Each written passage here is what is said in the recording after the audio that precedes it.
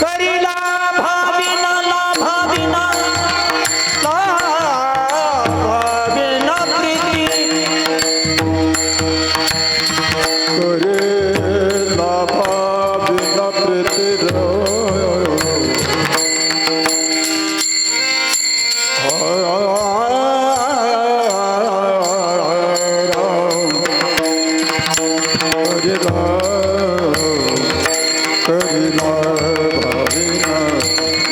प्रीती घडला बविना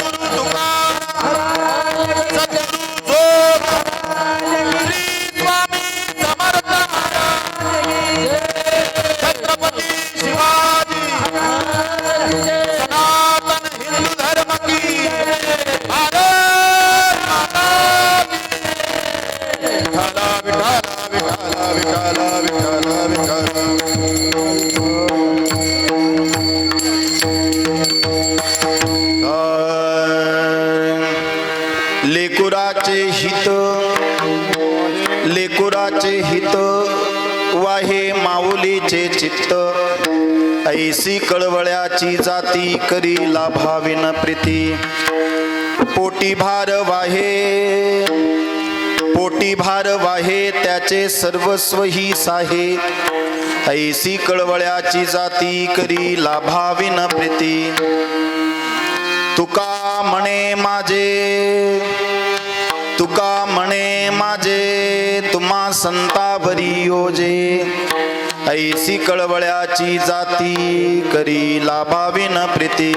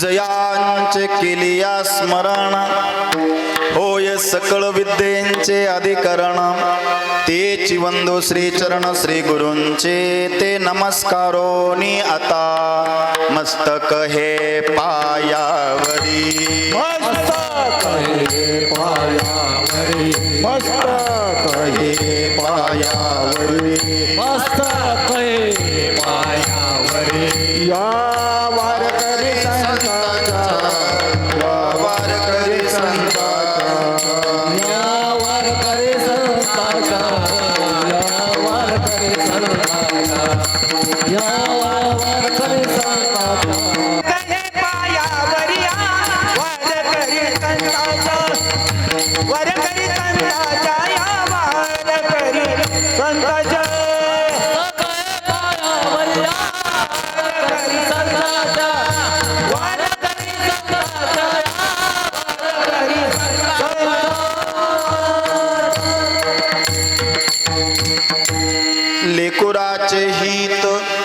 लेकुराचे हित वाहे माऊलीचे चित्त ऐसी कळवळ्याची जाती करी लाभाविन प्रीती विठ्ठला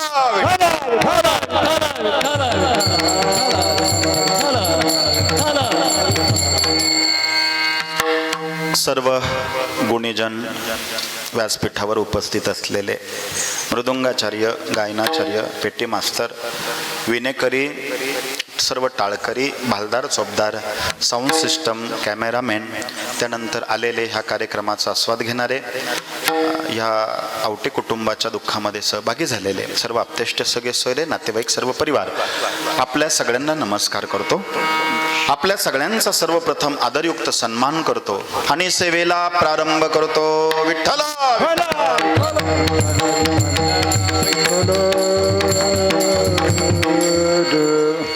आज ह्या वर्ष श्राद्धाच्या निमित्ताने सेवेसाठी निवडलेला जो अभंग आहे तो गुरु सद्गुरु परमगुरु परात्पर गुरु गुरुतत्व जगद्गुरु श्री संत तुकाराम महाराजांचा चार चरणाचा जवळजवळ सगळ्यांच्या पाठांतरातला अभंग आहे. संत कसे असतात, आई सारखे असतात. आई कशी असते, संतांसारखे असते. संतांचं महत्व विशद करत असताना जगद्गुरु तुकोबरायाने आईचे दृष्टांत दिले. लेकुराचे हित वाहे माऊलीचे चित्त ऐसी कळवळ्याची जाती करी लाभाविन प्रीती. किती उपकार आहे आईचे. पोटी भार वाहे त्याचे सर्वस्व ही साहे. ऐसी कळवळ्याची जाती करी लाभाविन प्रीती. आणि तो अर्थ ती संगती कशी जोडली पहा. तुका म्हणे माझे, तुका म्हणे माझे, तुम्हा संतावरी ओजे. कसे संत? आई सारखे. आई कशी आहे? ऐसी कळवळ्याची जाती करी लाभाविन प्रीती. जगामध्ये निस्वार्थी प्रेम करणारे फक्त तिघच आहेत. आई, बाप आणि संत. विठ्ठल विठ्ठल.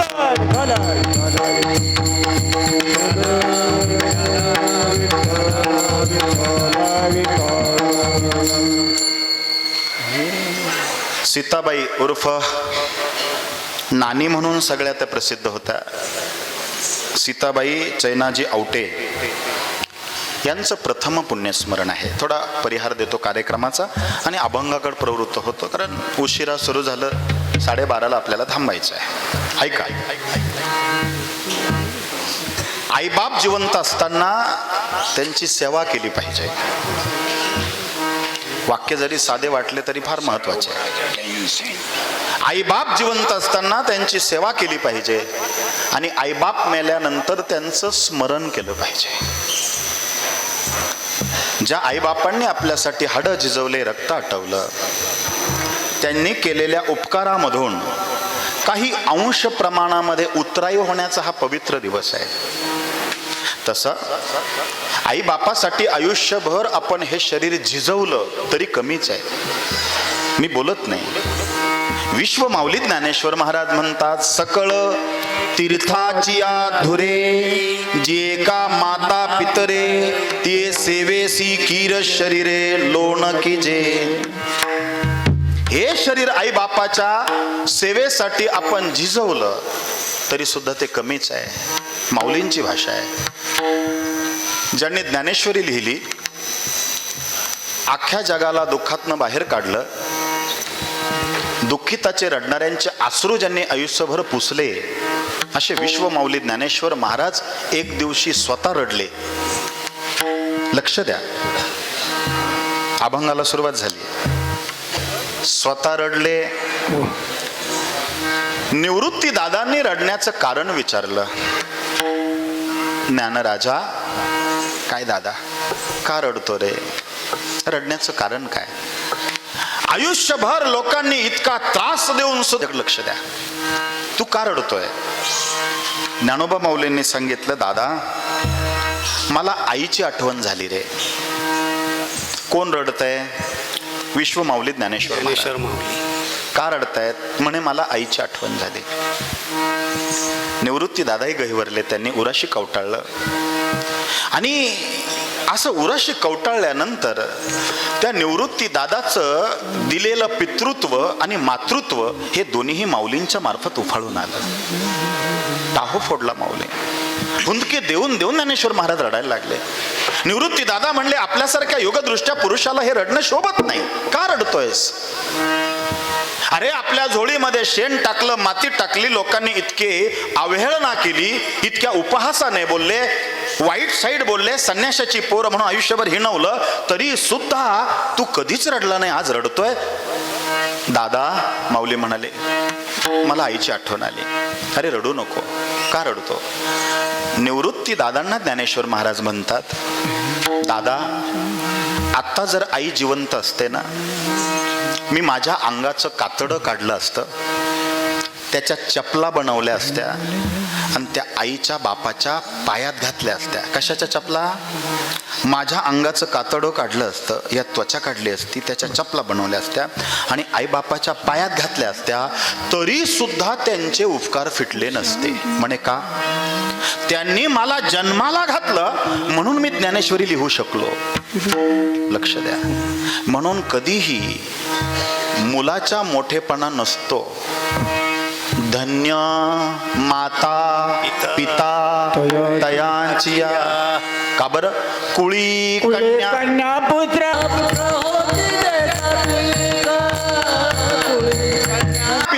हे बघा, मारुतीचं नाव सगळं घेतात, पण तुम्हाला माहित आहे का मारुतीपेक्षा श्रेष्ठ कोण आहे? अंजनी माता. अंजनीच्या तप रामाचं नाव सगळे घेतात, पण श्रेष्ठ कोण आहे? कौसल्या माता. बोलू का? ब्रह्मदेवाला तुम्ही पाहिलंय का नाही मला माहित नाही. मी अभंगाला सुरुवात केली आहे, मला एक सेकंद तुमचा वाया जाऊ द्यायचा नाही. लक्ष द्या. ब्रह्मदेवाला तुम्ही पाहिलंय का नाही मला माहित नाही, मी तर काही पाहिलं नाही, पण शास्त्र सांगतं त्र्यंबकेश्वरला गेल्यानंतर तिथं ब्रह्मगिरी नावाचा शिखर आहे, डोंगर आहे. त्या ब्रह्मगिरी नावाच्या डोंगरावर तिथं बसून ब्रह्मदेवाने सृष्टीची उत्पत्ती केली म्हणे, हे शास्त्र सांगतं. पण सृष्टीची उत्पत्ती करणारा ब्रह्मदेव काय आम्ही पाहिला नाही. नीट आहे का? सर्वांगाचे कान करून ऐका. सृष्टीची उत्पत्ती करणारा ब्रह्मदेव तर आम्ही काय पाहिला नाही, पण ब्रह्मदेवाची सृष्टी जिच्यामुळं आम्हाला दिसली ती आई आमच्यासाठी ब्रह्मदेव नाही का? म्हणून हिंदू धर्मामध्ये 4 सगुण देव सांगितले. म्हणजे कोटी हा प्रकार शब्द हा अर्थाने आलाय. काय प्रकार? अर्थाने, संख्यावाचक नाही येतो, प्रकार. 33 प्रकारचे देव आहे, पण ते निर्गुण निराकार आहे. सगुण रूपामधले कुटुंबामध्ये 4 देव सांगितले. मातृदेवो भव, पितृदेवो भव, आचार्य देवो भव आणि अतिथी देवो भव. हे कोणते देव आहेत? सगुण रूपामधले. देवाला सगळ्यांच्या घरात कुटुंबात येणं अशक्य झालं. आई निर्माण केली. श्लोक आहे, अध्याय 10 श्लोक 8 गीता.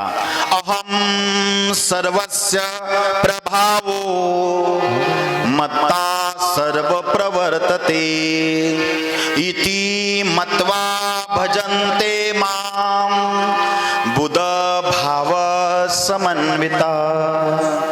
सगळे छत्रपतींचं नाव घेतात. आज काय तुम्हाला माहित आहे का? जिजाऊ मातांची आठवण झाली पाहिजे. किती समर्पण आहे जिजाऊचं, किती मोठं समर्पण आहे. पोटात असताना तिला डोळे लागलेत. डोळे कशाचे लागले? कोळशे खावा, माती खावा, दगड खावा. तिला डोळे कशाचे लागले जिजाऊंना? घोड्यावरती बसावं, हातात तलवार घ्यावी आणि जेवढे धर्माच्या विरोधामध्ये दैत्य प्रवृत्तीचे हे यवन आहे त्यांना सपासप कापून काढावं. बाळ पोटात असताना गर्भाची जी इच्छा असते ती आईला होत असते. लक्ष द्या. आईच्या पोटामध्ये गर्भ असतो, त्याला जी इच्छा होते ना ती आई प्रकट करते. मग हिला इच्छा काय झाली? डोळे काय लागले? दृष्ट प्रवृत्तीच्या लोकांचा नाश करावा. मुलगा असा जन्माला आला, आयुष्यभर दृष्ट प्रवृत्तीचा त्याने नाशच केला. छत्रपती शिवराय रांगायला लागले. छत्रपती रांगायला लागले. आणि त्या शिवनेरीचा उंबरा इतका उंच आहे. छत्रपती शिवराय बालवयात रांगत असताना तो उंबरा त्यांना पार करायचा होता. जुने आमच्या माता भगिनी म्हणतात, पोराचे पाय पाळण्यात दिसतात, हे कसं निघल हे आधीच कळतं. पण आमच्या चर्चा असतात, बापावर गेला का आईवर गेला. लक्ष द्या. आणि छत्रपती शिवराय त्या उंबरा पार करताना 7 वेळेला पडले. किती वेळा? लहान आहे बरं का. जी ती दासी होती ना तिथं, तिचं मन उद्विग्न झालं. धडाधड राजा डोक्यावर पडायचा. पण जिजाऊ माता अशी कौतुक पाहिजे. त्या दासीला वाटलं आपण जाऊन त्या बाळाला उचलावं. डोक्याला लागलं का काय, कपाळाला लागलं, हातापायाला लागलं. पण ती पुढं सरसावल्याबरोबर जिजाऊ माता वीज कडाडावी अशा कडाडल्या. थांब, काय हात लावू नको त्याला म्हणे. का? त्याला प्रयत्न करायलाच आहे त्यालाच. हे अशी मुलं घडतात बरं का. मुलं कसे घडतात? आज जिजाऊ माता पहा, मुद्दामून आज विषय मांडतोय मी. हे असे मुलं घडतात. नाही तर डब्यावर चढू नको, पलंगावर चढू नको, तिकडं जाऊ नको, भोकाडी बॉय इकडं जाऊ. मग ते भोकाडी बॉलाच घाबरतं लग्न झाल्यावर. कसली भीती घालता तुम्ही मुलांना? अशी मुलं बनवतात जशी पोल्ट्रीच्या वाढवलेल्या कोंबड्यांसारखी खाऊ पिऊ घालायचं, वजन वाढायचं आणि एक दिवस इकून टाकायचं. अरे ही कुठं पद्धत आहे का? ज्या गावातनं मी आलो, सांगू ऐकाल, काही माणसं गावामुळं प्रसिद्धीला येतात आणि काही गावं माणसांमुळं प्रसिद्धीला येतात. आमचं गाव प्रसिद्ध आहे स्वातंत्र्यवीर विनायक दामोदर सावरकर. रोज दारणेत पोहायला जायचे. मग आई म्हणली नाही जाऊ नको, नाका तोंडात पाणी जाईल, तुला सर्दी खोकला होईल. आईला माहित होतं याला पक्क बनवायचं तर याला शिकावं लागेल. अरे दारणा नदीमध्ये रोज पोहायची प्रॅक्टिस केली म्हणून समुद्र पोहलेत. ते घडवणं आहे. 7 वेळेला छत्रपती शिवराय पडले आणि उचललं नाही. 8व्या वेळेला त्या राजानं असा प्रयत्न केला, रांगत असताना तो शिवनेरीचा उंबराव ओलांडला आणि जिजाऊ मातेंनी टाळ्या वाजवून त्याचं अभिनंदन केलं. आज म्हणले आता शिवनेरीचा उंबराव ओलांडला ना, याने सगळे बंधन आता तोडले. आता स्वराज्याची स्थापना झाल्याशिवाय राहणार नाही. म्हणून श्रेष्ठ कोण आहे? आई श्रेष्ठ आहे. युद्ध संपलं आणि प्रभू रामचंद्र, आईच सांगतो मी आज, बस विठ्ठल विठ्ठल जगद्गुरु तुकाराम छत्रपती राजमाता जिजाऊ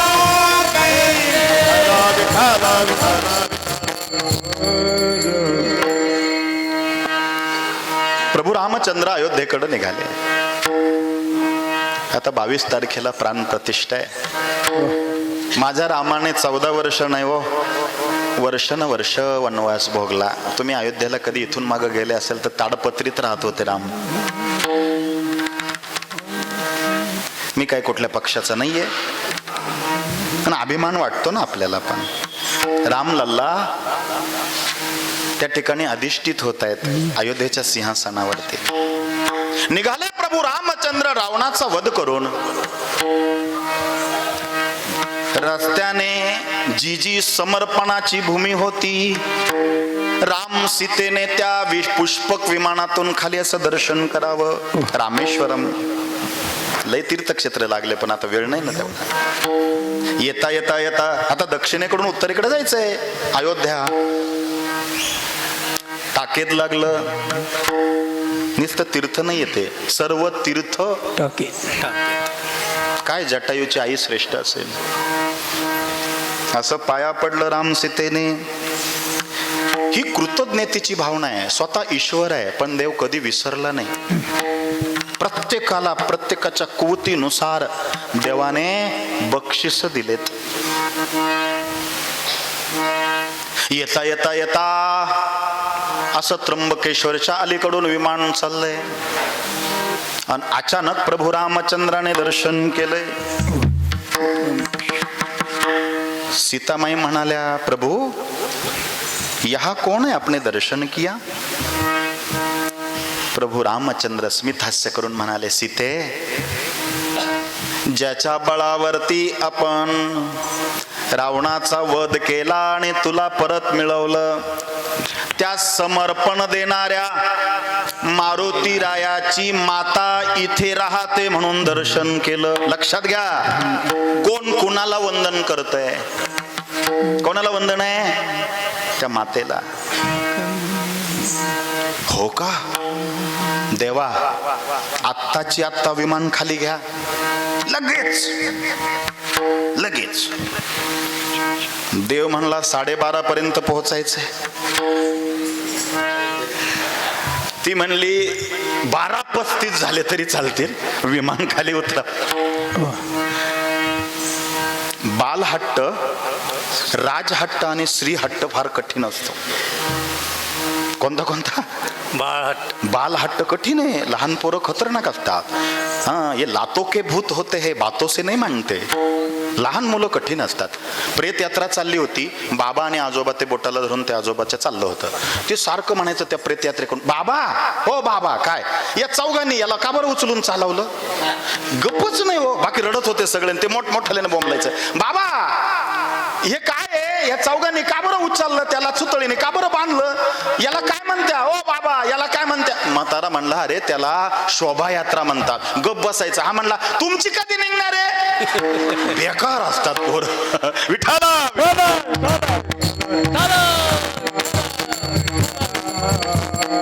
बालहट्ट कठीण आहे, राजहट्ट कठीण आहे, स्त्रीहट्ट कठीण आहे. सीते, अगं लवकर जर गेलो नाही वेळेच्या आत तर भरत शरयू मध्ये प्राणत्याग करणार आहे ग, लवकर जावं लागेल. नाही प्रभू, नाही प्रभू.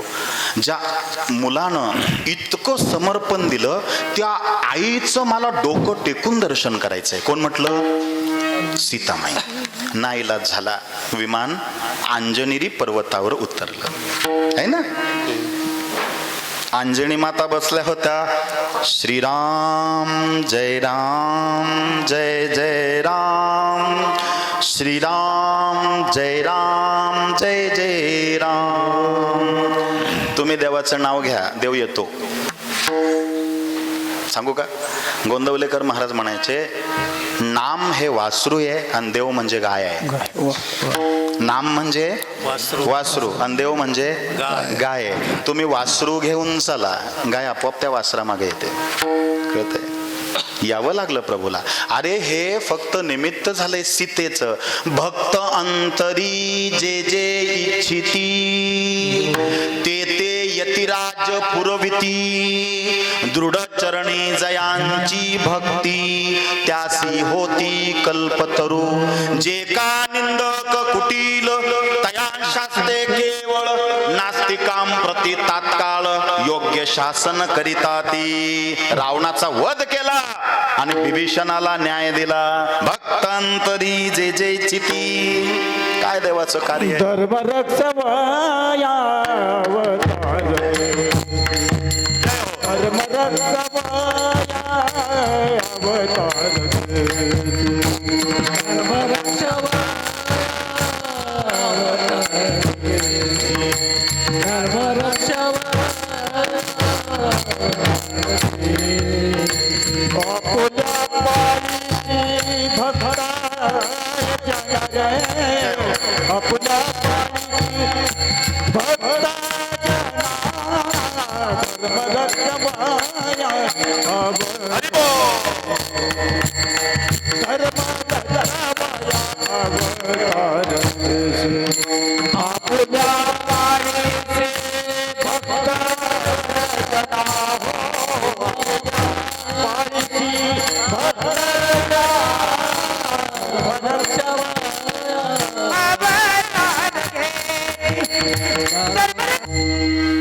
देवाचा मूळ उद्देश असतो भक्ताचा उद्धार.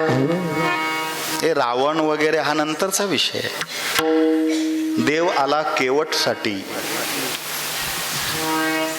देव आला शबरीसाठी, देव आला सुग्रीवासाठी, देव आला भरतासाठी, देव आला लक्ष्मणासाठी, देव आला मारुतीरायासाठी. कराया जग उद्धार. पण पहिलं काय? उद्धार. कराया जग उद्धार, नंतर हरावया भूभार आणि वारंवार परमेश्वर नाना अवतार धरितसे. मारुती सुद्धा सोबतच होता त्या विमानात. विमान उतरलं, सीतामाई पळत पळत गेल्या आणि त्या अंजनी माताच्या पायावर डोकं टेकवलं. विश्व जननी आहे सीता, साक्षात लक्ष्मी आहे आणि ती कोणाच्या पायावर वाकली? अंजनी मातेच्या. तिने खाडकन डोळे उघडले आणि पाहिलं, आई साहेब तुम्ही माझ्या पाया पडता, मी हे कुठं पाप फेडू? नाही म्हणे, अंजनी तुझ्या पाया पडलंच पाहिजे. इतक्या सुंदर ओव्या आहे नाथबाबांच्या. सांगू का? माते तव सुते प्रताप बहु केला. आई काय असते ते सांगतोय. आहा, क्या बात आहे बाबा. यांच्यासाठी टाळ्या वाजवा. माते तव सुते प्रताप बहु केला. कोण म्हणलं? सीतामाई. कोणाला? अंजनी मातेला. अगो आई, तुझ्या सुताने म्हणजे तुझ्या मुलाने काय प्रताप केला ग? म्हणे काय? लंका जाळली. इतका धाक बसला त्या रावणाला, तेव्हापासून रावणाचा आत्मविश्वासच खालवला. अगं रामाला तरी पूल बांधून पायी चालत जावं लागलं, पण तुझा मुलगा इतका श्रेष्ठ, उडी मारली श्रीलंकेत, उडी मारली भारतात. भगवान से भक्त न बडे. लक्ष द्या. वा वा वा. भगवान से भक्त न बडे, कह गए संत सुजान, पुल बांधे रघुवीर चले, कुदी गए हनुमान. काय कळलं का? जाऊ द्या, विषयांतर होईल. पण हे ना सगळ्या विषयांचं कॉम्बिनेशन आहे. आता रामलल्ला बसताय ना 22 तारखेला, म्हणून आम्ही रामाचा उल्लेख करतोच. विठ्ठल.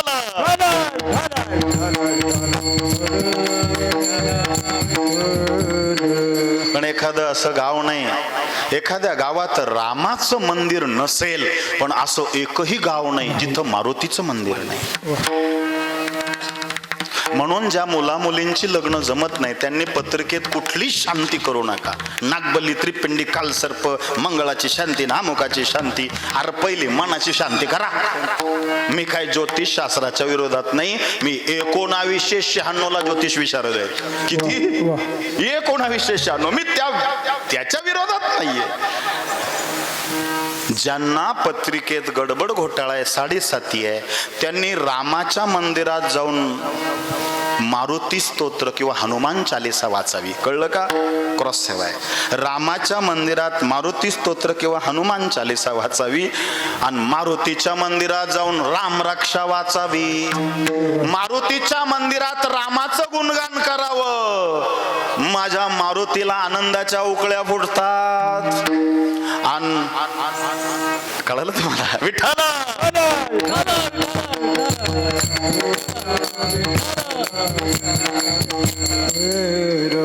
म्हणून जोपर्यंत शरीरात आहे राम, जोपर्यंत शरीरात आहे राम, वाणीला नका देऊ विराम. नुसता करू नका आराम, आराम असतो हराम. एक दिवस आयुष्याला मिळेल पूर्ण विराम, म्हणून रोज म्हणत जा जय श्रीराम. रामा वाचून काय सांगा? एक जेवला आणि जेवून निघाला, दुसरा येत होता. आला जेवून? म्हणला आलो ना जेवून. मग कस काय? तो म्हणला नको घरीच जेव. म्हणे का? त्या जेवणात काही राम नाही. तुम्हीच बोलले बरं का. त्या जेवणात काही म्हणजे ज्याच्यात चव आहे त्याच्यात काय आहे? राम आहे. राम आहे. आता कळलं? काव घाई घाई चालले. म्हणले अहो सकाळ नाही का आपण चहा घेतला टपरीवर? मग अहो त्याने सकाळी आज राम म्हटला. काव आले का पेशंटला भेटून? आलो ना. लय नाराज दिसता. काय झालं? ICU मध्ये आहे. का? ऑक्सिजन लावला. का? डॉक्टर काय म्हणले?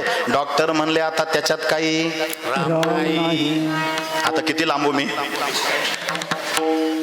रामाविन मला चैन पडेना, नाही जीवासी आराम कसा मला सोडून गेला राम. अरे वा अरे वा. पण काय करू, घड्याळ थांबत नाही ना. विठ्ठल.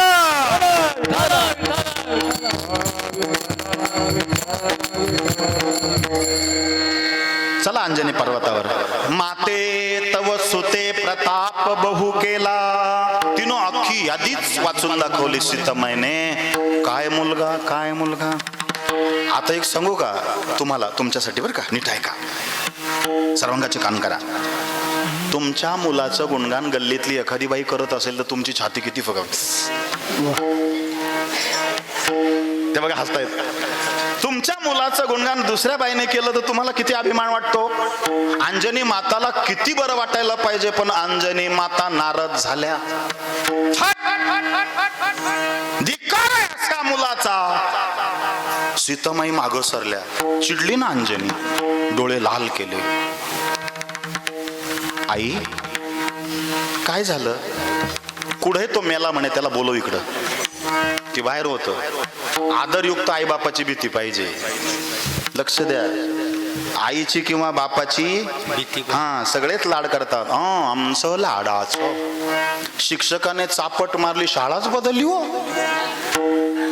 आता तर GR निघाला, शिक्षकांनी मारायचं नाही. इतकं मारलंय आम्हाला, आई शपथ. म्हणून इथं उभं आहे मी. मडकं पक्क होण्यासाठी त्याला कुंभाराच्या थापटण्याचं चापटणं खावंच लागतं. हा, तेव्हा भागदड पडत नाही, ते मडकं पक्क राहतं. कळलं का? बापाने किंवा आईने अधून मधून थापटणं मारलंच पाहिजे. सद्गुरु वाचाने सापडे ना काया. सद्गुरु वाचाने सापडे ना सोया. सद्गुरु वाचाने सापडे ना सोया. सद्गुरु वाचाने सापडे ना सोया. हे भरावे ते पाया. आधी आधी भरावे ते पाया. आधी आधी सद्गुरु वाचाने सापडे ना सोया. सद्गुरु वाचाने सापडे ना सोया. सद्गुरु वाचाने सापडे ना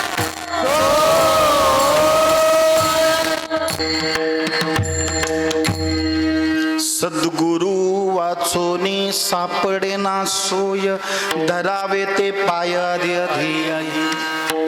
पूर्वीच्या काळी शिक्षक इतके मारायचे पोरांना, इतके मारायचे पोरांना. आता पोरं शिक्षकाला मारायला.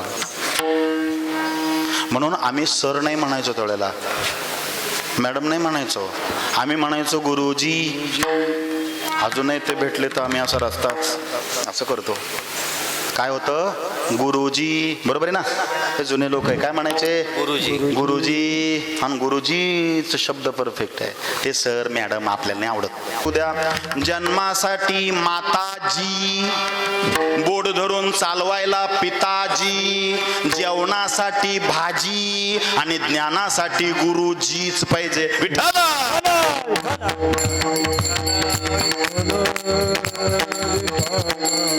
अंजनी माता चिडल्या. मारुती हाय इकडे आहे. ते आलो न खाली मान घालून उभं राहिलो. काय आई? सीतामाईला वाटलं मी गुणगान केलं याच्या लेकराचं, आणि खरंच कार्य कुशल आहे. बुद्धिमताम वरिष्ठम. काय मारुती आहे, आणि ही चिडली आहे. सीतामाई तू बोलू नको, थांब. का रे मारुती? हा आई, तुला जन्माला कशाला घातलं तुला माहित आहे का? म्हणे हो. कशासाठी?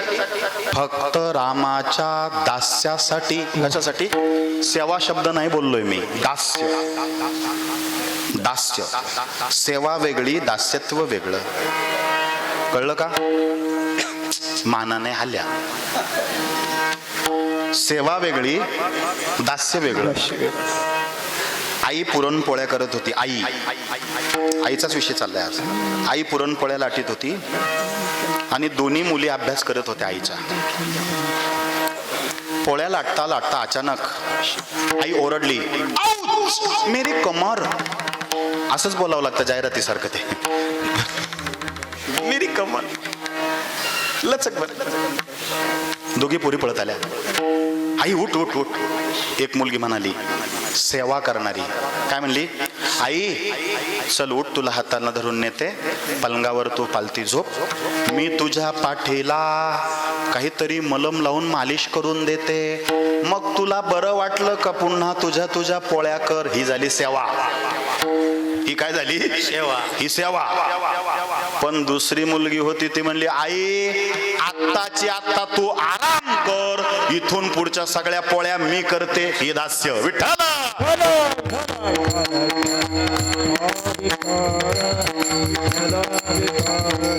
मारुतीने सेवा नाही केली, दास्य दास्यत्व हनुमंते पै केले म्हणून देखील रामचरण म्हणून देखिले रामचरण. हाय तुला माहित आहे का तुला जन्माला कशासाठी घातलं? म्हणे राम सेवेसाठी. मग तू रामाच्या सेवेत असताना रामाला श्रीलंकेत रावणाशी युद्ध करायला जायची गरजच का पडावी? स्वतःच्या मुलावर इतका कॉन्फिडन्स, आत्मविश्वास पाहिजे. माझा मुलगा काय आहे ना हे आईला माहित आहे. अरे तुला दूध नाही पाजलं, रक्त पाजलंय तुला. हो आई, काय शौर्य आहे, काय शौर्य आहे. तू जर सीतेचा शोध घ्यायला श्रीलंकेत ऑलरेडी गेलाच होता तर त्या रावणाला एका बुक्कीत खाली बसवायचं, पाडायचं, त्याला धराशायी करायचं, सीता घेऊन यायची. का रामाला त्रास झाला? म्हणजे आईचं दुःख कुठे? तू असताना रामाच्या सेवेत दास्यत्वात रामाला त्रास का झाला? नम्रतापूर्व मारुती बोलला, आई रामे मज आज्ञा नाही केली. कळतंय का? रामाने मला आज्ञा नव्हती केली, कारण तो रावण रामाच्याच हातून मरणार होता. विधीचं विधान आहे. ती चिडली म्हणे. कोण? आई काय असते पहा. म्हणून लेकरू नाही हो, आई मोठी आहे. तिनं काय केलं? असं डोकं हलवलं. पण तिचा आंबाडा बांधला होता. काय म्हणतात त्याला? केस एकत्र बांधता, बुचडा, आंबाडा. असं हलवल्या बरोबर तिचा आंबाडा सुटला, केस मोकळे झाले. कोणाचे? अंजनी माईचे. अंजनी माईचे केस मोकळे झाले. ते केस इतके मोठे होते, ते काही पप्प्याच्या मम्मीचे नव्हते. शॅम्पू बिंपू लावून ते केस इतके मोठे होते म्हणे. दुसरा झटका केसाला दिला, ते केस श्रीलंकेत पोहोचले. अंजनी माता सांगतोय हा. तिसरा झटका दिला, त्या केसांमध्ये तिने श्रीलंका वेढली. आणि चौथा झटका डोक्याला दिला, अख्खी श्रीलंका नावाचं बेट उखडवलं आणि रामाच्या चरणाशी आणून ठेवलं. ती अंजनी माता. विठ्ठल.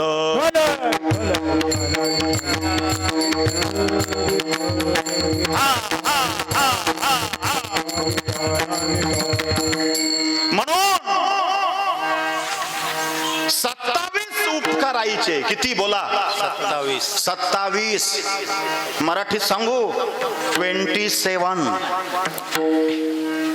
नाही, कधी कधी इंग्रजीत नाही समजत, मराठीत सांगावं लागतं.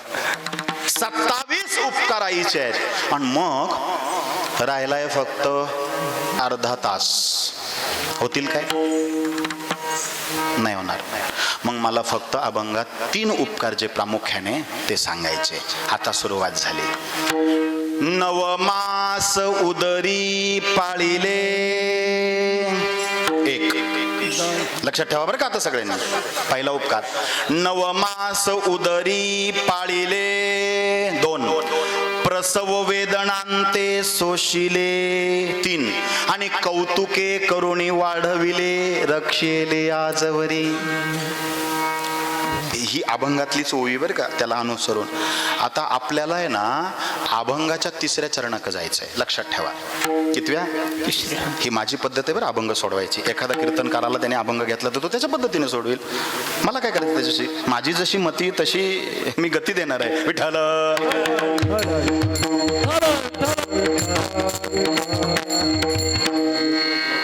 हे विठ्ठल विठ्ठल जे असतं ना ते आमच्यासाठी नसतं, ते तुमच्यासाठी असतं. मग तुम्ही विठ्ठल विठ्ठल आल्यावर टाळी वाजवून का बरं म्हणत नाही? लाज वाटते का तुम्हाला? हिंदूच आहे ना सगळे. हा, मग भजन करायला काय लाज वाटायची? हा, बस अर्धा तास राहिला. आता भजन, थोड्या वेळाने लगेच भोजन. म्हणा विठ्ठल विठ्ठल.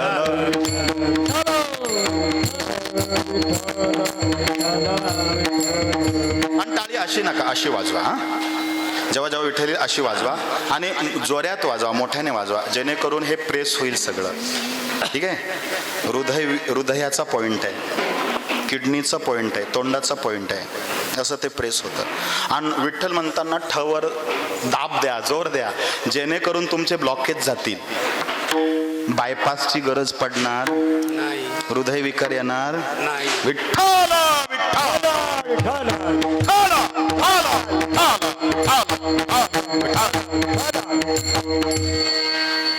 हृदयाचा व्यायाम आहे. विज्ञान अध्यात्माची सांगड म्हणजे आमचं कीर्तन आहे. हा टाळांचा आवाज ऐकला तुमचे सगळे ब्रेन मेंदूचे विकार जातील. हा मृदुंगाचा आवाज ऐकला, हृदयावरती चांगला परिणाम होईल, हृदय तुमचं सुदृढ राहील. हा पेटीचा आवाज ऐकला, वाजवा बाबा. हा आवाज पेटीचा ऐकला, चित्त तुमचं शुद्ध होईल. गायन ऐकलं, मनाची एकाग्रता वाढेल. कीर्तन चांग, कीर्तन चांग,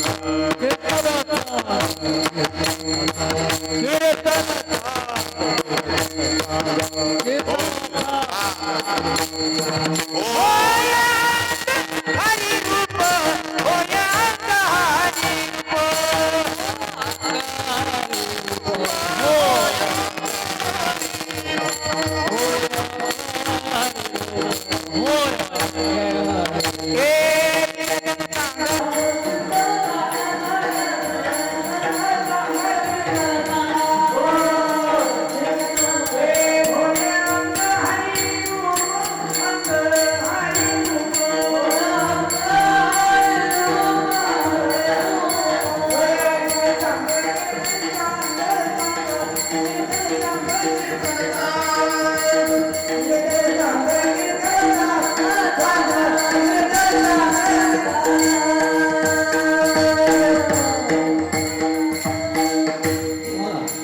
ही चाल तुमची.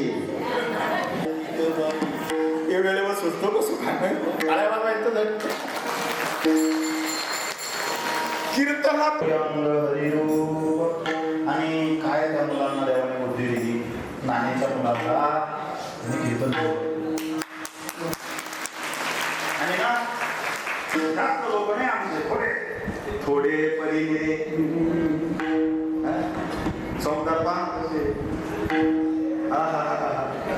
विनेकरी पाय काय तरुणाला लागले. ही भजनातली ताकद आहे. तरुण तुर्क म्हातारात बूस्टर डोस घेत नाही. लक्ष द्या. नवमास उदरी पाळिले. पहिला उपकार. एखादं म्हणाल त्याच्यात काय एवढं 9 महिने 9 दिवस पोट काय त्याच्यात एवढं विशेष. कीर्तन ऐकून गेलेली आई पोरग म्हणलं काय केलं माझ्यासाठी. ते कीर्तन ऐकून जायला होते. ते म्हणजे काय केल्यानंतर सांगत ते एक दगड आणला आहे. आता काय करू. बरं एखादा कपडा आणला आहे. आता काय करू. हा दगड पोटाला बांध. तुम्हाला का नाही बांधला. आता काय करू. काय नाही फक्त 2 महिने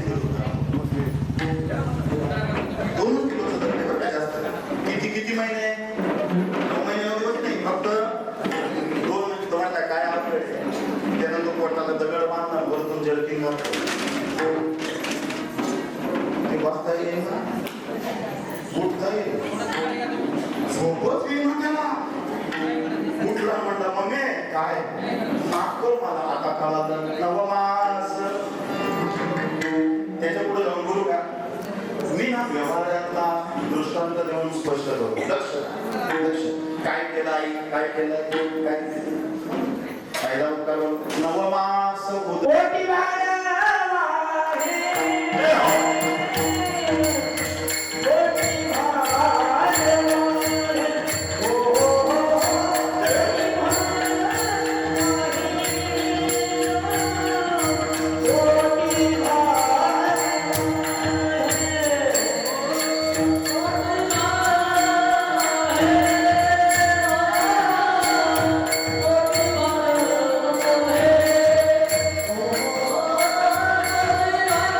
भंगाच्या 3ऱ्या चरणात जगद्गुरु तुकोबराय बोलतात. मोठी भार वाहे त्याचे सर्वस्व ही साहे. ते सर्वस्व ही साहे. कारण का तिला फक्त तिच्या चित्तात फक्त लेकराचं हितच असतं. पहिलं चरण लेकराचे हित.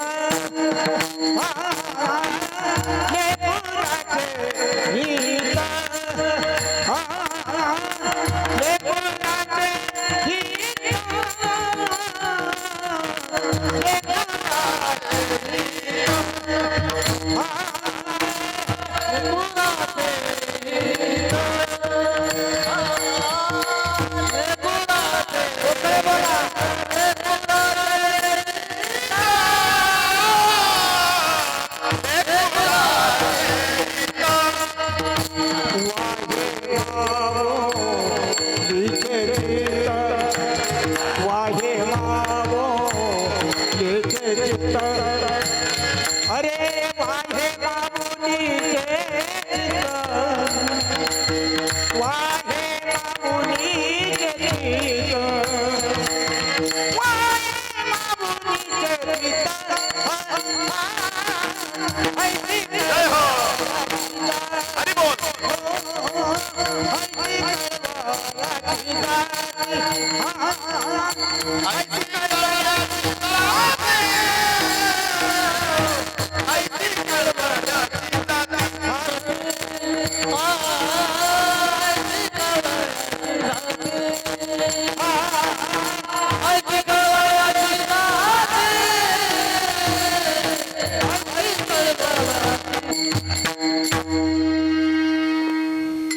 तिसरं चरण आपण घेतलं.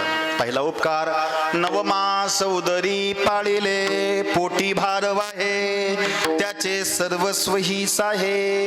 दुसरा उपकार प्रसव वेदनांते सोशिले म्हणून पहिलं चरण लेकुराचे हित वाहे माऊलीचे चित्त जिच्या चित्तामध्ये फक्त लेकराचं हितच असतं. बोलू का? म्हणून आईचा नंबर पहिला आणि बापाचा दुसरा आहे. मी कमी लेखतोय असं बिलकुल नाही. ठेच लागलीन काटा टोचला तर देवाच्या अगोदर कोणाचं नाव येतं सांगा मला? आई ग. मग आई देव आहे बाप राक्षस आहे असं नाही, मग तो पण देवच आहे. ठेच लागली काटा टोचला बोला आई ग. आणि बांधाने चालला होता वर तोंड करून खाली लक्ष गेलं भला मोठा साप पाहिला आता आई ग म्हणा ना. कळालं तुम्हाला? मी 4 दिवस सुरुवातीला बोललो होतो मातृदेवो भव पितृदेवो भव. पुढचे 2 नंतर सांगल कारण ते अभंगासाठी गरजेचे नाही. विठ्ठल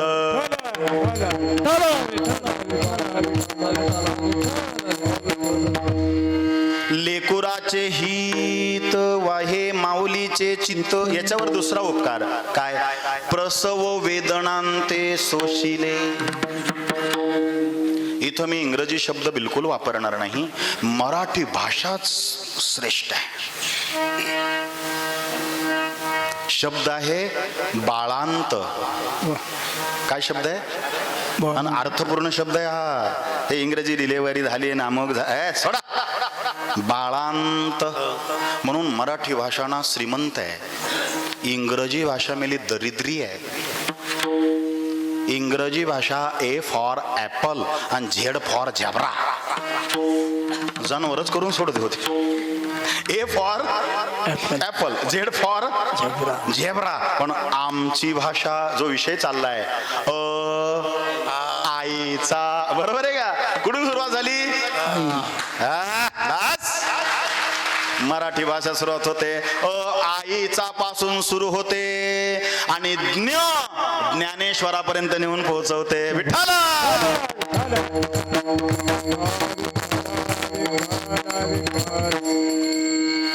इंग्रजी सूर्याला एकच नाव आहे सन. दुसरं नाव दाखवा आहे का? इंग्रजी सूर्याला एकच नाव आहे सन. चंद्राला मून, फुलाला फ्लावर. आमच्याकडं फुलाला समान अर्थी 20 शब्द आहेत. आमच्याकडं सूर्याला 12 नाव आहेत. 12. म्हणून मराठी भाषा शृंगारिक आहे. 11 अलंकाराने ती नटलेली आहे. म्हणून इंग्रजी बाईला तयार व्हायला वेळ लागत नाही. जीन्स घातली, टॉप घातला, निघाली. तुम्ही 4-4 तास आरशा परून हलतच नाही, ती तुमची चुकी नाहीये. आणि हिंदू धर्म शृंगारिक आहे. बिंदी आहे ना, टीका कुंकू, हा आमच्या अक्षरावरला भाषेवरला अनुस्वार आहे. उकार जो आहे तो पायातलं पैंजण आहे.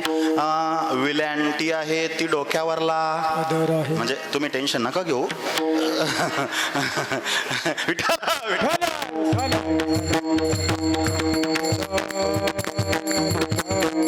जाऊ द्या, सॉरी विषयांतर झालं. बाळांत झाली. नवरा गेला होता कामाला, पोट दुखायला लागलं. मरण प्राय वेदना असतात बर का, प्रसव वेदना ज्या असतात. पहिला उपकार काय सांगितला? पोटी भार वाहे. म्हणून तिसरं चरण कोणतं? पोटी भरवाय लक्षात ठेवायचं. दुसरा उपकार प्रसव वेदनांते सोशिले म्हणून लेकुराचे हित. शेजारच्यांनी ऍडमिट केलं, जवळ मैत्रीण होती आणि ती नेमकी त्याच दवाखान्यात नर्स होती. ती नाईट करून घरी येईल होती. तिनं तिला त्या दवाखान्यात ॲडमिट केलं. डॉक्टर त्या नर्सला म्हणले तुझी म्हणे माझी मैत्रीण आहे, तिच्या नवऱ्याला आत्ताच्या आत्ता फोन करून बोलव. म्हणे का? थोडासा किचकट प्रॉब्लेम आहे. आणि ही पलंगावर लोळत होती, पोट दुखत होतं. तिचं नवरा आला. काय झालं डॉक्टर? ॲडमिट केलं तुमच्या बायकोला. बरं झालं वेळेवर आणलं. सह्या करा इथं, पण पहिलं वाचून घ्या. फार मोठं होतं. त्याच्यामध्ये प्रामुख्याने असं वाक्य होतं, एक तर आई वाचल नाही तर बाळ वाचल. आम्ही त्याची रिस्क घेत दोन्हींपैकी एकच. एक तर बाळाची आई वाचल नाही तर बाळ वाचल. त्यानं सही केली. डॉक्टरला हात जोडून रडून म्हणला, बाळ मेलं तरी चाललो, माझी बायको जगू द्या. बाळ मेलं तरी चालल, कोण जगू द्या? बायको जगू द्या. म्हणे का? गर्भाचं पाणी कमी झालंय, आईचे ठोके वाढतायत आणि बाळाचे ठोके कमी पडतायत. बरोबर असेच म्हणतात डॉक्टर. लय घाबरून देतात मेले. आता नॉर्मल बाळांपण नाही, सिझरच. रेहन सहन आहार विहार सारखं बेड रेस्ट. दिवस गेले का बेड रेस्ट. काय आळशी पोरं जन्माला घालायचे काय? बेड रेस्ट नको. कार्यकुशल करत राहिलं पाहिजे. पूर्वीच्या काळी रस्ते नव्हते धड. बैलगाडीत घातलं त्या गर्भवतीला, दवाखान्यात आली का नॉर्मल बाळांपण, कारण बैलगाडीन ते रस्ते. आता इतकं जपता हो. तुम्हाला सांगू का, तुम्ही जर मुलींना आजपासून हातात 2-2 काचेच्या मनगडात बांगड्या घालायला सांगितल्या ना, सीझरची वेळ येणारच नाही.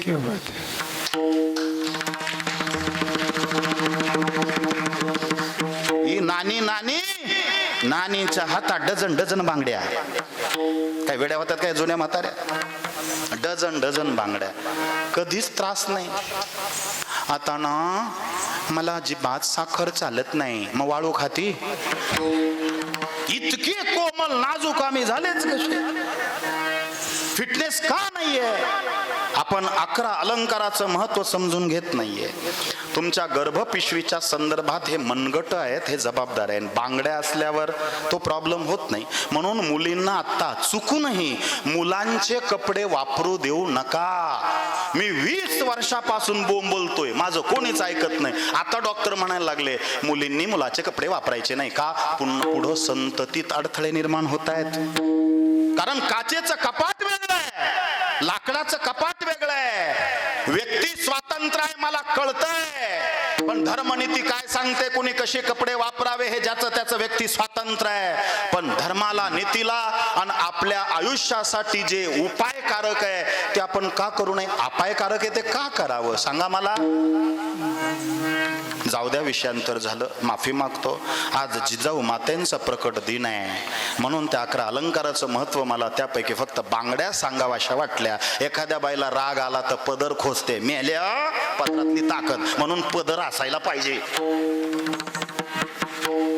आणि पदर खोचल्यावर तो माणूस म्हणतो आपल्या नादाला ना. ती म्हणली काय म्हणला?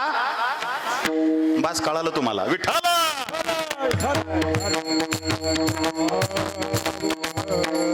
बाईने बांगड्या खोचल्या का भल्या भल्याने रिवर्सच टाकायचा, नादाला लागायचं.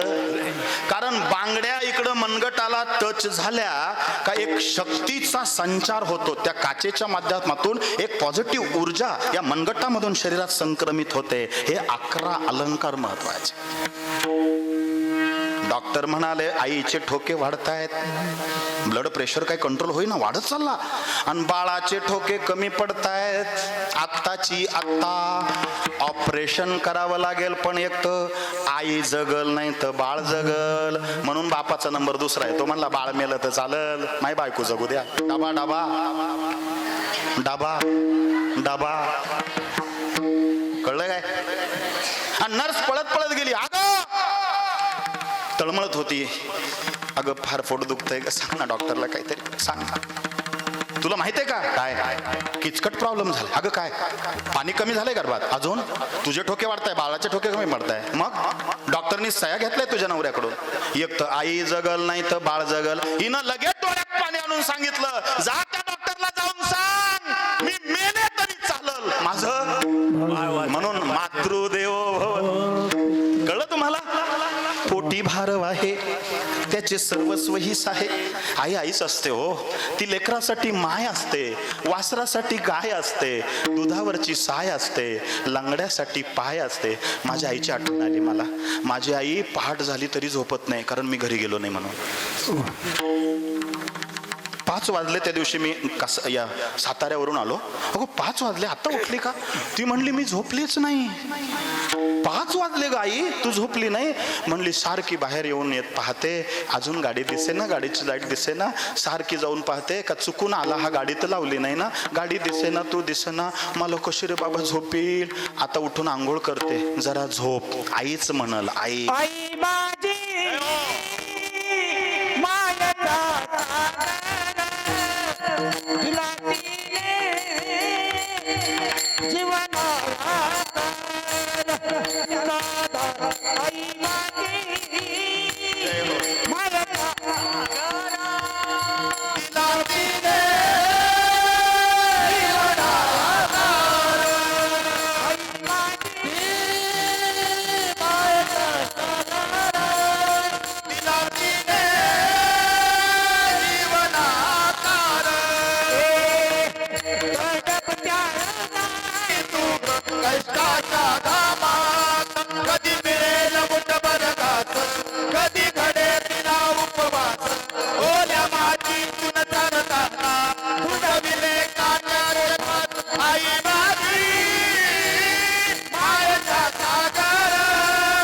दिला तिने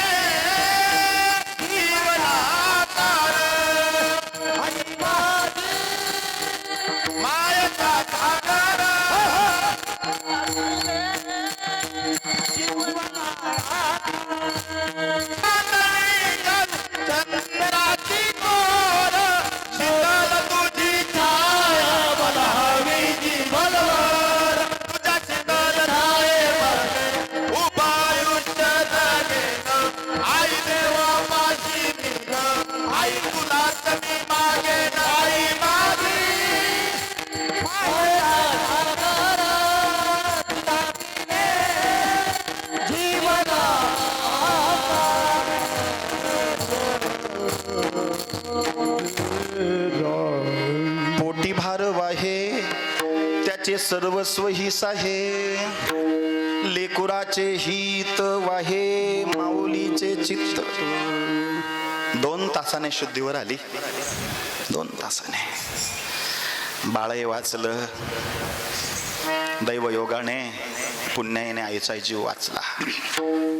इतकं ब्लडिंग झालंय, हलायला सुद्धा जीव नाहीये. पण डोळे उघडल्याबरोबर सारखी पाहायला लागली. कोणाला पाहत होते? नर्स आणलं तिने ते बाळ आणि तिच्या ओटीत दिलं. सगळा शिन भाग गेला हो लेकराचं तोंड पाहिल्या पाहिल्या. म्हणून फुलात फुल जाईचे, जगात प्रेम बोला आईचे. कोण म्हणलं बाईचे? बाईच्या प्रेमात स्वार्थ राहतो. म्हणून कामावरून मुलगा घरी आला, बाप म्हणतो बेटा कितना कमाया. म्हणून पप्पांचा नंबर दुसरा आहे, पण आहे बरं का. कामावरून मुलगा घरी आला, बाप म्हणतो बेटा कितना कमाया. बाई बाई सकाळी डबा दिला होता ना, कुकरचा गॅस कमी केला आणि पळत गेली, नवऱ्याच्या हातातून बॅग घेतली आणि हळूच म्हणली सुनते हो आज कितना बचाया. प्रेम. बाप म्हणतो कितना कमाया, पत्नी म्हणते कितना बचाया. मुलगा अभ्यास करता करता गेला, पप्पा आहे पप्पा. एक कमरेला बिलगून म्हणला पप्पा पप्पा खाने के लिए कुछ लाया. बघा स्वार्थी प्रेम.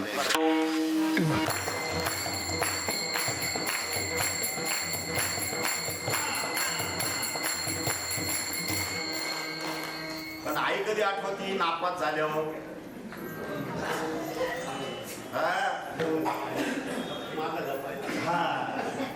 नापास झालेल्या मुलाला आई देव आहे आणि नापास झालेल्या मुलाला बाप साक्षात भूत आहे.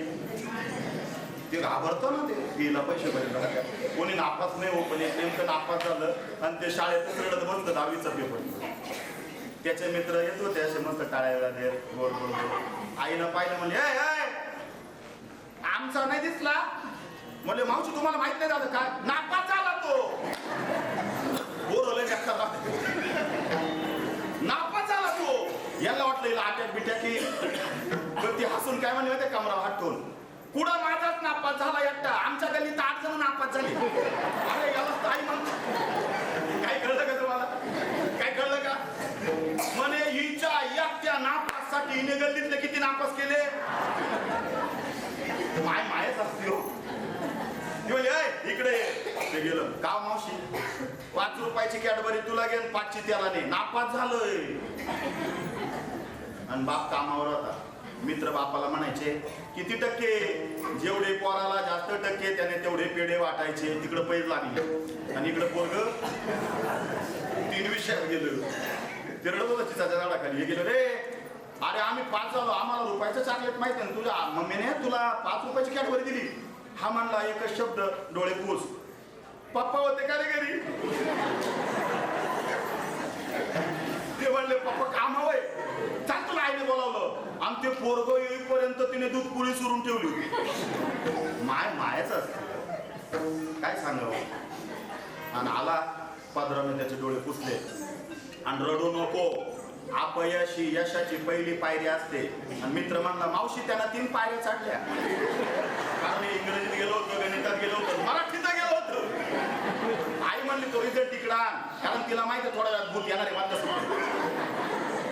तिने रिझल्ट मागे लपवला आणि तेवढ्यात राक्षस नाही म्हणून त्याचा बाप आला पाणी मिळून प्याला आणि पोराचा घास असा त्यानं बापाकडे पाहिल्यावर त्याला अश्रू सुरू झाले बापाला वाटलं आनंद अश्रू असते 90% मिळाले असते बाप म्हणला मग किती टक्के आई मध्ये गेली पोराच्या बापाच्या बरं का आई ती म्हणली बा मधली सुट्टी झाली तुम्ही जेव्हा गोड गोड भाजी केली त्याला जेऊ द्या संध्याकाळी आलो का आपण बसून चर्चा करू अगं नाही ना मला पेढे न्यायचे ना बाप तिला रिझल्ट असा धरेल बरं का आणि त्या पोराचा घास असा रडत होत ते नापास होईल तो म्हणला लवकर दाखव रिझल्ट मला परत मधल्या सुट्टीत पेढे न्यायचे 85% असेल तर तेवढेच पेढे म्हणजे 1 किलोला फक्त 15 ग्रॅम हो 95% असेल तर 1 किलोला फक्त 5 ग्रॅम असं ठरेल होतं मग काही केल्याही रिझल्ट दाखवना म्हणून त्यानं रिझल्ट हिसाकला आणि पाहिला लाल डोळे केले काठी घेतली पलंगा खाली पण काठी त्या मुलावर उगारल्याबरोबर आईनं हात घातला कळलं का तुम्हाला ऐकायला ती म्हणली जाऊ द्या लेकरू चुकलं आता हा काय म्हणला माहितीये का तुझ्या लाडानं बिघडलं म्हणून त्याला मारायच्या अगोदर मी पहिला तुला मारतो ती म्हणली मला मारा पण त्याला मारू नका त्याला नका ना मारू त्याला इतका बोलला ती म्हणली बा बाद झालं आता 12:30 होत आले तुम्ही निघा ती म्हणली बरं का मी 12:30 होत आले तुम्ही निघा कारण तुमची मधली सुट्टी संपली तो म्हणला काय म्हणशील तू ती म्हणली मा तोंड उघडायला लावू नका लेकराला जेवू द्या झाली चुकी आता नापास झालं का त्याला मारून टाकीत काय झालं तर झालं रिपीटरला बसल होईल ना पास हा आणि गल्लीत 8 जण नापास झाले व्हायलाच नव्हते पण हिनं किती केले हिच्या लेकरासाठी लेकुराचे हित वाहे या अभंगाला स्मरून चाललंय बरं का तो म्हणला तुझे लाड काय म्हणशील तू काय म्हणशील ही म्हणली काओ खरंच सांगा तुम्ही 10वीला किती वर्ष बसले होते याने जसा रिवर्स टाकला आलाच लेकुराचे हित वाहे माऊलीचे चित्त म्हणून आईसी कळवळ्याची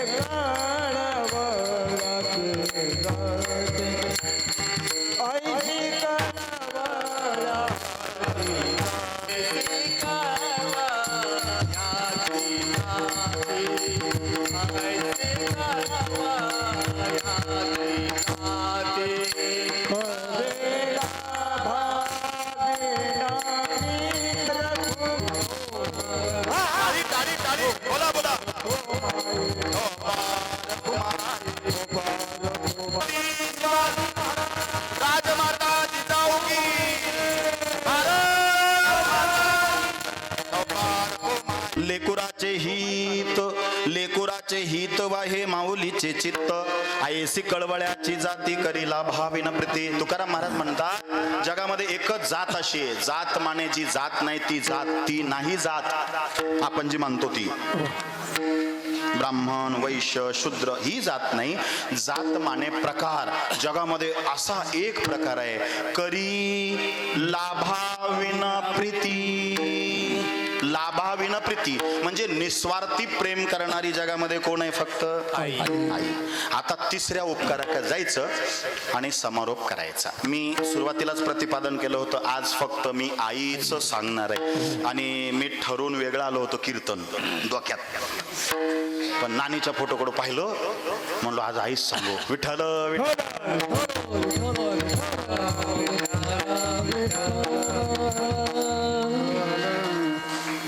पण सांगू का?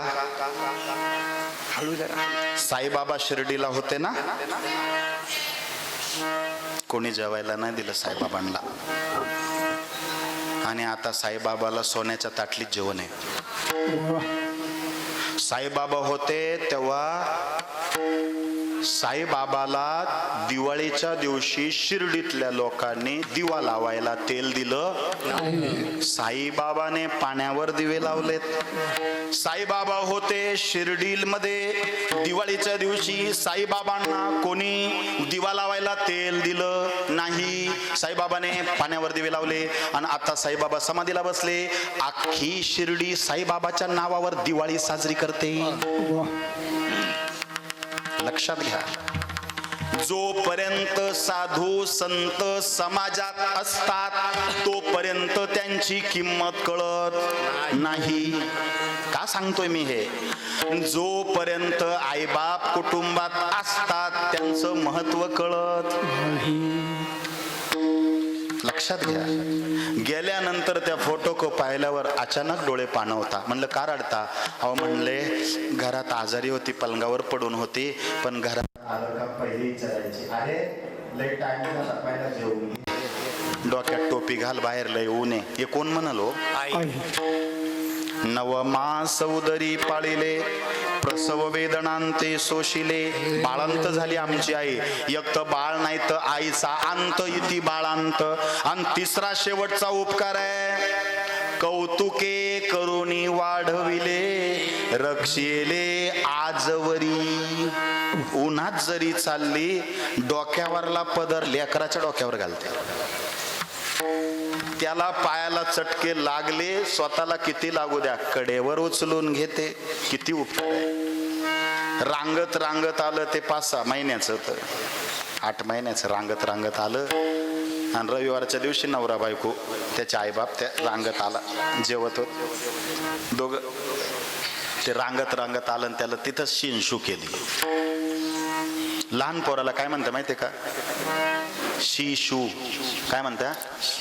याचा अर्थ माहितीये का? ज्याला शी आणि शू कुठं करावी याची अक्कल नाही त्याला काय म्हणता? एक कृष्ण काळात होता शिशुपाल, बेकार होता मेला. तुम्ही आता अर्थ समजून घ्या. शिशू ते लहानच लेकरू आहे. त्यानं शी केली जे तिथे जेवत होते. नवऱ्यानं ताट उचललं, म्हणला शी शी शी शी आणि गेला निघून. आई म्हणली थांबा ना, तुम्ही लय पेढे वाटले होते. तो म्हणला तुझी तू गेल निघून. मला सांगा, आई तीच असते. तिने लेकरू नाही फेकलं, ताट बाजूला सारलं, उठली, त्याला घेऊन गेली, त्याला स्वच्छ परत आंघोळ घातली, कपडे धुतले, ती जागा साफ केली, त्याला परत नवीन कपडे घातले, आंगडं टोपडं. ते टोपडं लय आवडतं मला. या बाय जुन्या म्हाताऱ्या असा त्या. आता लई टोप्या आल्या पण ते असं असं अशी झालर. हा हा हा हा काय पोरग दिसत त्याच्यात. आरा रा रा. आता लई कौतुक ते आईचं, पण ते टोपड हा. आणि असा काजळाचा टिक्का दिला आणि मांडीवर घेतला आणि पुढचं राहिलेलं जेवण 1.5 तासाने कंप्लीट केलं.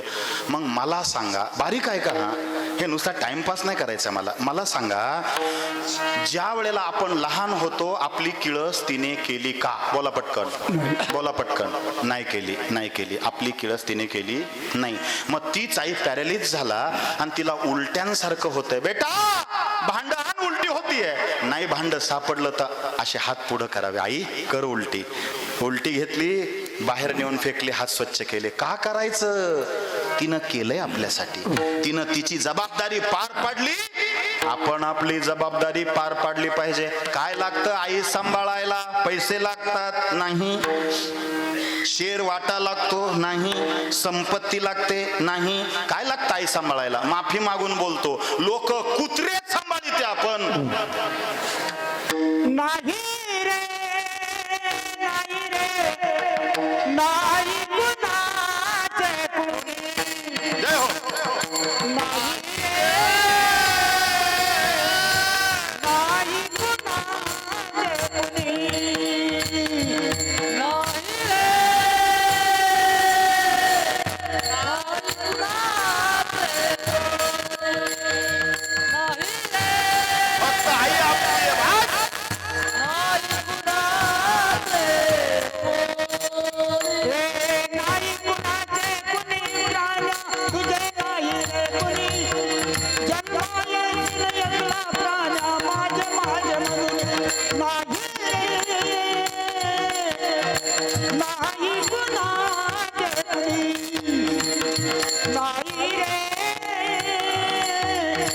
नाही कुणाचे कुणी. हे महिला कुणाची, भाऊ कुणाचा, कोण कुणाचे सगळे होईल. मेल्यावरती सजली राती, तुटती धागे दोरे, तुटती धागे दोरे. नाही कुणाचे कोणी. नाही रे, नाही कुणाचे ज्ञानेश्वर माऊली, ज्ञानराज माऊली, ज्ञानेश्वर मुक्ताबाई ज्ञान सखया.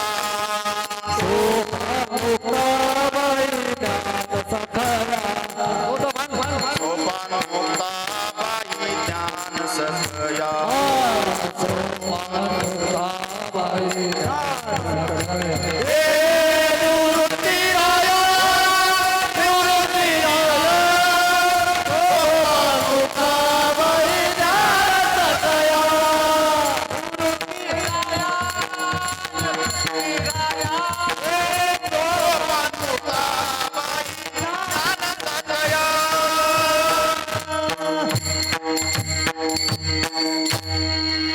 आपल्या भागातलं वैभव आहे. तिला भाविना प्रीती, पोटी भारव आहे त्याचे सर्वस्व ही साहे. ऐसी कळवळ्याची जाती करी लाभाविन प्रीती. दोन सिद्धांत सांगायचे राहूनच गेले. लय बोलायचं राहूनच गेलं. 12:30 वाजले. मला 12:30ला थांबायला लावलंय, म्हणून आता मला थांबावं लागतंय.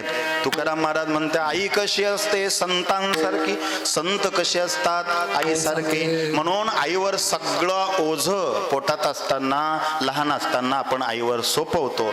तसंच आपलं ओझ संतांवर सुद्धा आहे. अभंगाचं शेवटचं चरण. तुका म्हणे माते, तुका म्हणे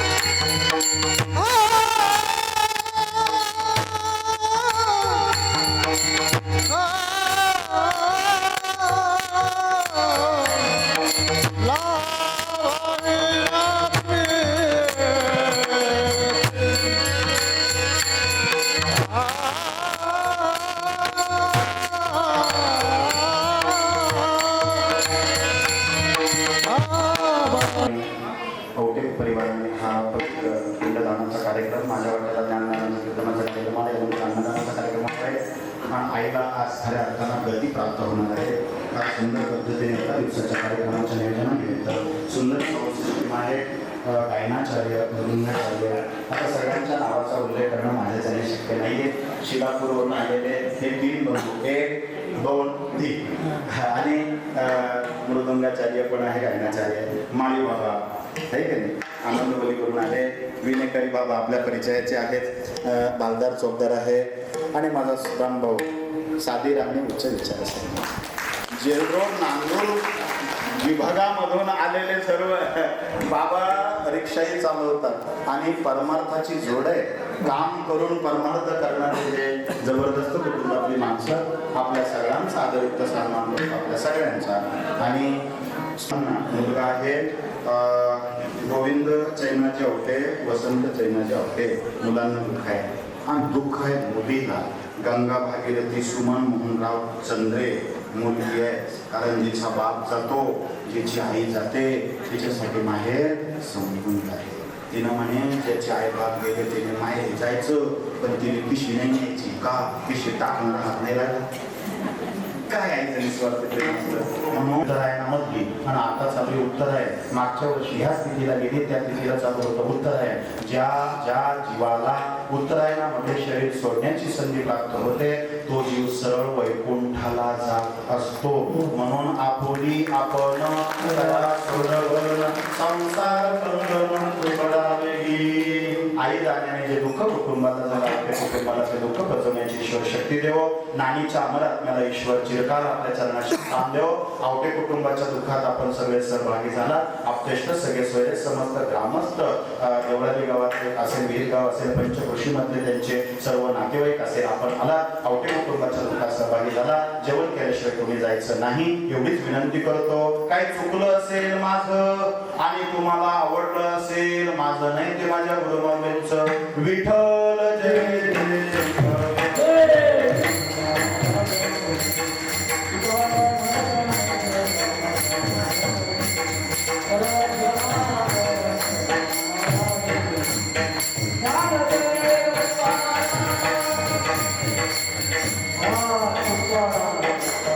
जय प्रथम श्राद्धानिमित्त आवटे परिवाराच्या वतीनं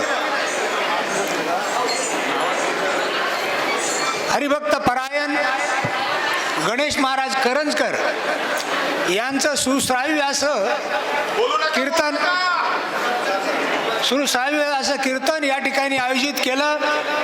महाराजांनी सुद्धा या कीर्तनामधून जो त्यांनी अभंग निवडला, लेकुराचे हित वाढे माऊलीचे चित्त, ऐशी कळवळ्याची जाती करी लाभाविन प्रीती, हा एवढा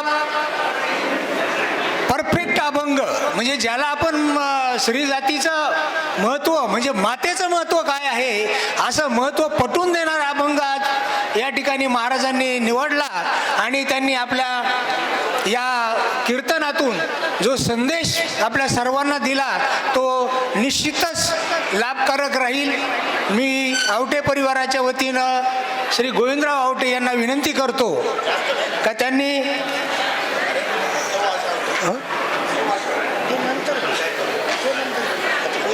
स्वामी समर्थ.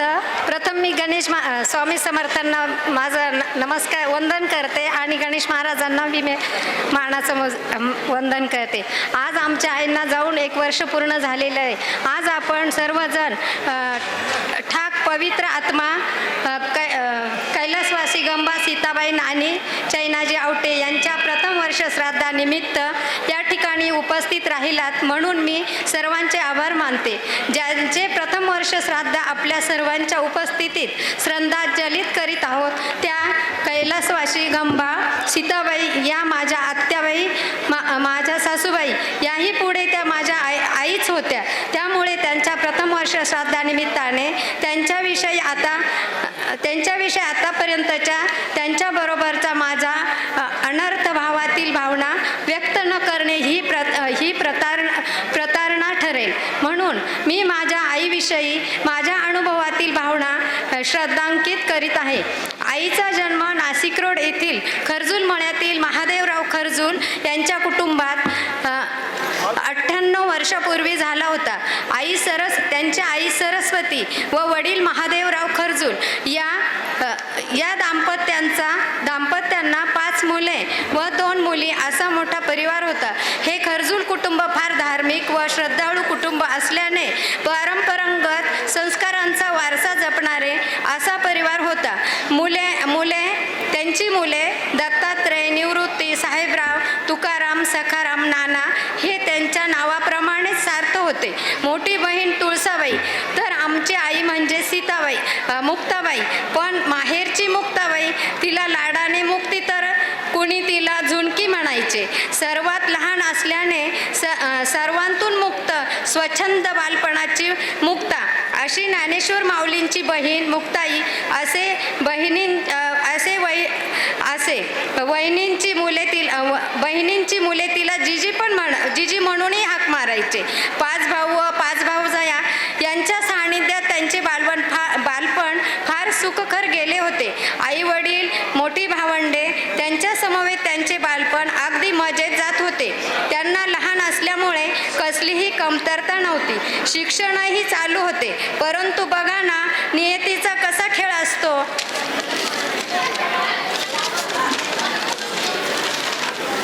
पूर्वीच्या काही एकत्र कुटुंब पद्धतीत संस्कारी कुटुंबे कशी नातेसंबंधाने व्याप्त होती. वडील महादेवराव हेही याला अपवाद नव्हते. आपल्या मुलीही भरलेल्या सदन घरात दिल्या जाव्यात अशा विचारांचे असल्याने मुलीसाठी असेच कुटुंब त्यांचे कैलासवासी चैनाजी तुकाराम आवटे यांच्याशी त्यांचा विवाह 1945 साली लावून दिला. आवटे हा परिवारही अगदी खर्जूल परिवारासारखाच मोठा होता. आमची आई मुक्ताबाई ही आवटे परिवारात येऊन सीताबाई झाली. 5 दीर, 5 जावा व 2 नणंदा असा हा परिवार होता. पतीला प्रकारे लिहिता वाचता येत होते. विवाहानंतर अवघ्या 10 वर्षात त्यांना 2 मुली 2 मुले झाली. आवटे कुटुंब हे मोठे असल्याने नातेवाईक, मित्रपरिवार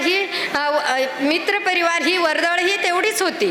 जमीनही भरपूर, परंतु कर्तव्याचा अभाव यामुळे आईंना बऱ्याच संकटांना सामना करावा लागला. परंतु माहेरची परिस्थिती बरी असल्याने आईंना माहेरचा आधार होता. अकस्मात आईच्या माहेरपणात आईची पोकळी निर्माण झाली. मुलींच्या माहेरातून आई निघून गेल्यावर मुली हवालसार पोरक्या होतात. परंतु आईला तिच्या भावजयांनी ही उणीव भासू दिली नाही. भावांनी व वडिलांनी ही जबाबदारी झटकारली नाही. परंतु नियतीचा खेळ एवढ्यावर थांबला तर ती नियती कसली. साध्या एका सायकल अपघातात आईचे पती अवघ्या 35 वर्षाचे असताना निधन झाले. केवढा हा काळाचा घाला होता तो. इमारतीचा खांब निसटून पडावा व घर जमीन उद्ध्वस्त व्हावी तशी अवस्था आईच्या मनाची झाली. त्यांच्यासाठी सूर्य दुपारीच मावळला होता. अखंड काळ रात्र झाली होती. वारा थांबला. पशुपक्ष्यांचा किलकिल आवाज सुद्धा येत नव्हता. अशी अवस्था आईची झाली. 9 वर्षाची छबुताई, 4 वर्षाची सुमनाक्का, 2.5 वर्षाचे गोविंद आवटे, तर 4थे अपत्य वसंत हा आईच्या पोटातच होता. 7वा महिना होता. काय अवस्था असेल त्या माऊलीची. अशा परिस्थितीत माहेरची मायेची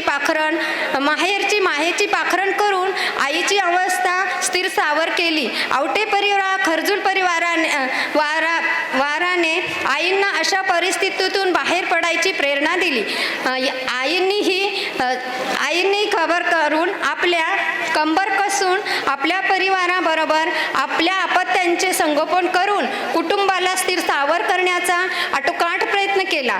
वैधव्यावर मात करून हा संसाराचा रथ एका चाकावर का होईना होईना हा चालू ठेवायचा निर्धार केला.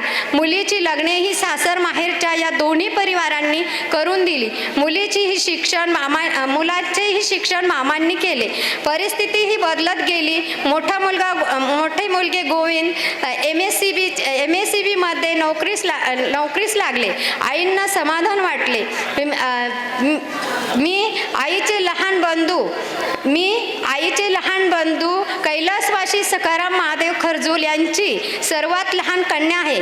पुढे नातेसंबंध पिढ्यानपिढ्या चालू ठेवायचे ही आपली परंपरा म्हणून माझे वडिलांनी माझा विवाह त्यांचे भाचे म्हणजे गोविंद चैनाजी आवटे यांच्याशी लावून दिला. आईची एक काळजी मिटत होती. काही दिवसांनी लहान मुलगा वसंत यांचा विवाह नात्यात माझी मावस बहीण हिच्याबरोबर झाला. 1984 नंतर आवटे परिवाराची मोठी सून म्हणून मी आवटे परिवाराची मोठी सून म्हणून मी जबाबदारी माझ्यावरच आली. या सर्व गोष्टी आवटे परिवाराला व प्रामुख्याने आईला समाधानाकडेच घेऊन जात होत्या. आमचा प्रपंच चालू झाला, पण नियतीचे धक्के कमी होत नव्हते. त्यामुळे आईच्या समाधानाला नेहमी नजर लागत गेली. मला पहिली मुलगी झाली ती मतिमंद बुद्धी. दुसरा मुलगा झाला तोही मंद बुद्धी. यांचे आजार संगोपन या कठीण परिस्थितीत आईच आमचा आधार प्रेरणा स्रोत बनला. लहान वसंतास एक मुलगी व एक मुलगा असा त्यांचाही परिवार विस्तारला. आनंद झाला. हळूहळू कधी आनंद तर कधी दुःख आमच्या रूपाने त्यांच्या वाट्याला येतच राहिले. नातीचे लग्न पाहण्याचा एकमेव समाधानाचा क्षण त्यांच्या वाट्याला आला. यापूर्वी मलाही 2 जुळी मुले झाली, त्यामुळे तोही आनंद त्यांना मिळाला. अशाही परिस्थितीत त्यांना मुले, सुना व नातवंडे एवढा परिवार आपल्या एकटीचा आहे. हा आनंद समाधान खूप या आनंदाचं समाधान खूप मोठं त्यांच्यासाठी. अजून एक मोठा धक्का आमच्या आईंना. ननंदबाई चबू अक्का अल्पशा हृदयविकाराने आईच्या अगोदर गेल्या. हेही मोठं दुःख होतं. हेही उलट दुःख आईला झालं. हे सगळे होत असताना आईचे वय हेही वाढत चालले आहे. हा नियतीचा नियम आम्ही कधी लक्षातच घेतला नाही.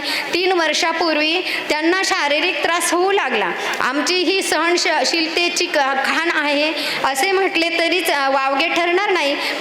संपूर्ण आयुष्यात कुटुंबाला बरोबर घेऊन सर्व नातेवाईकांची सगळे सोयऱ्यांची मर्जी सांभाळून आमचा कौटुंबिक एकोपा कसा राहील याची सदैव काळजी करीत राहिलेले आमच्या आईला वार्धक्य त्रासदायक बनत चालले होते. फुफ्फुसाचा दम्याचा त्रास वाढत चालला होता. ट्रीटमेंट पण चालू होत्या, परंतु आईला दवाखाना कधीच आवडला नाही. त्यांना श्वसनाचा खूप त्रास होऊ लागला.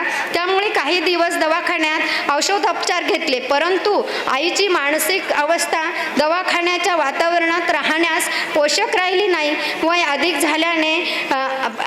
अधिक झाल्याने पाहिजे तेवढा परिणाम साध्य होत नसल्याने डॉक्टरांनी